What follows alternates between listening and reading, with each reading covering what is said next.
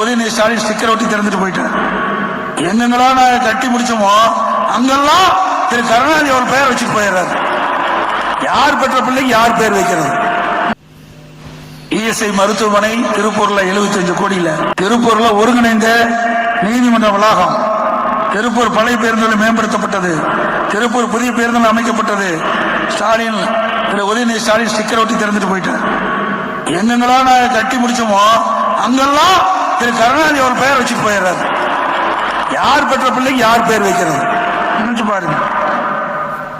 அதே போல திருப்பூர் பல்லடத்துல நம்முடைய குழந்தைகள் உயர்கல்வி படிக்க வேண்டிய அரசு கலை மற்றும் அறிவியல் கல்லூரி, காங்கேயத்துல கல்லூரி, அவனாசியில கல்லூரி, இப்படி தமிழகத்தில் அனைத்து இந்திய அண்ணா திராவிட முன்னேற்ற கழக ஆட்சியில் அதிகமான கலை கல்லூரிகளை கொடுத்து கிராமத்தில் இருக்கின்ற மாணவ மாணவி கூட, விவசாய குடும்பத்தில் பிறந்த மாணவ மாணவி கூட பட்டப்படிப்பை படிக்கக்கூடிய சூழலை உருவாக்கி தந்தோம்.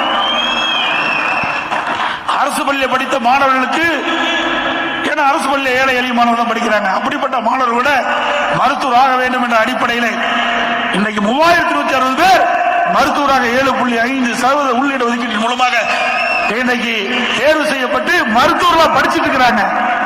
ஏழைகளுக்கு உதவுகின்ற அரசாங்கம் அதிமுக அரசாங்கம்.